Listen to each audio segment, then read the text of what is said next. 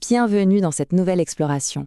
Aujourd'hui, on ne va pas juste lister des faits biologiques de manière académique, on va retracer ensemble ce qui est, sans exagérer, l'un des voyages les plus épiques et les plus intenses de la biologie humaine, la fécondation.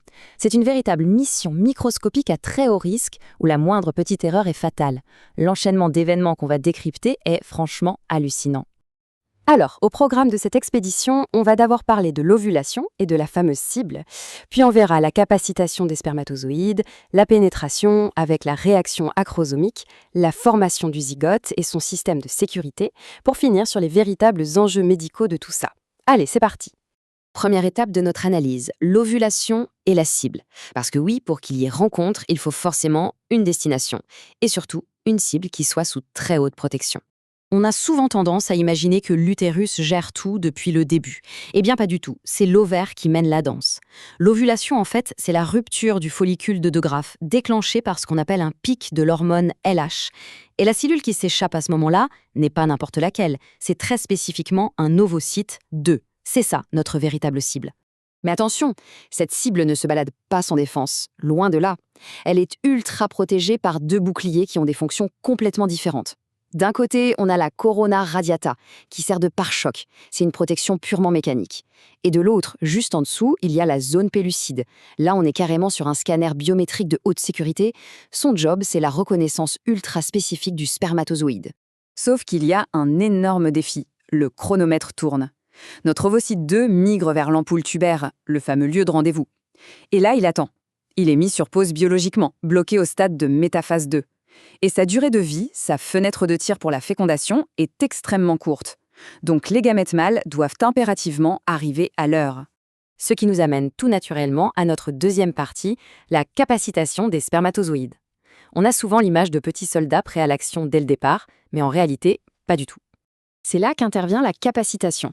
Imaginez ça comme un camp d'entraînement microscopique absolument incontournable. Et le détail frappant, c'est que ça ne se passe pas chez l'homme, mais uniquement à l'intérieur des voies génitales féminines. C'est à cet endroit précis et nulle part ailleurs que les spermatozoïdes acquièrent leur véritable pouvoir fécondant.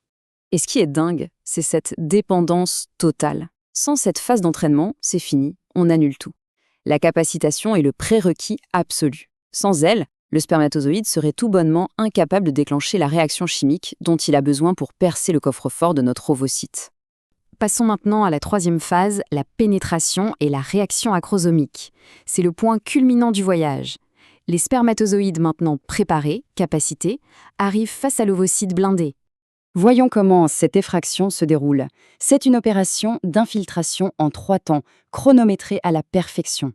D'abord, il y a le contact physique et la reconnaissance avec la zone pellucide. Ensuite, le déploiement de l'arme secrète pour détruire la muraille.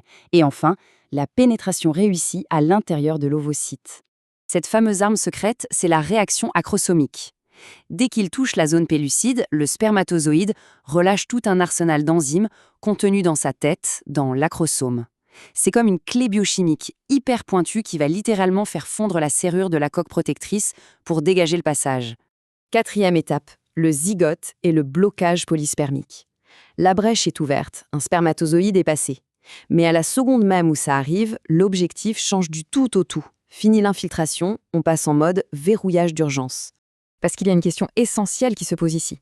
Avec tous ces spermatozoïdes qui grouillent autour de l'ovocyte, que se passerait-il exactement si la porte restait grande ouverte et que plusieurs d'entre eux réussissaient à rentrer? La réponse est radicale, c'est la polyspermie, et c'est une véritable catastrophe biologique. Si plusieurs rentrent, ça provoque des anomalies de développement gravissimes. Donc pour éviter ça, dès qu'un seul spermatozoïde franchit la ligne, l'ovocyte verrouille instantanément ses portes. C'est un confinement immédiat absolument vital pour protéger le génome du futur embryon.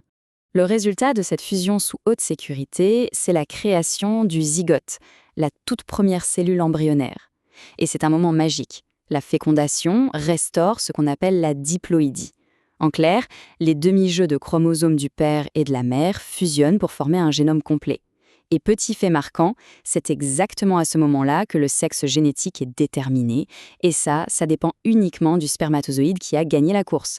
Tout ça illustre parfaitement l'incroyable timing de cette cascade d'événements.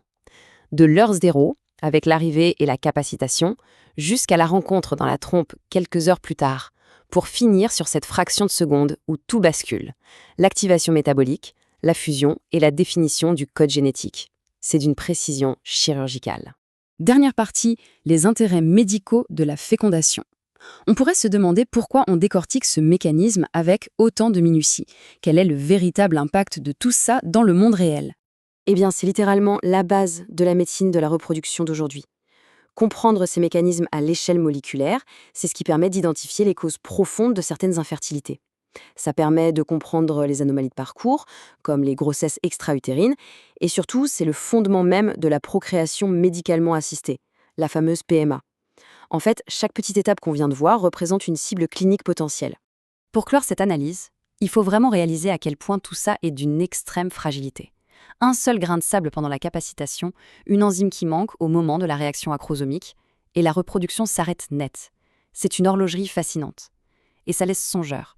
Si la création de cette toute première cellule, le zygote, exige une telle perfection, imaginez un peu les miracles microscopiques qui doivent s'enchaîner lors des toutes premières divisions cellulaires qui vont suivre. Ce sera d'ailleurs l'objet d'un prochain décryptage. Merci d'avoir suivi ce voyage avec nous au cœur du vivant.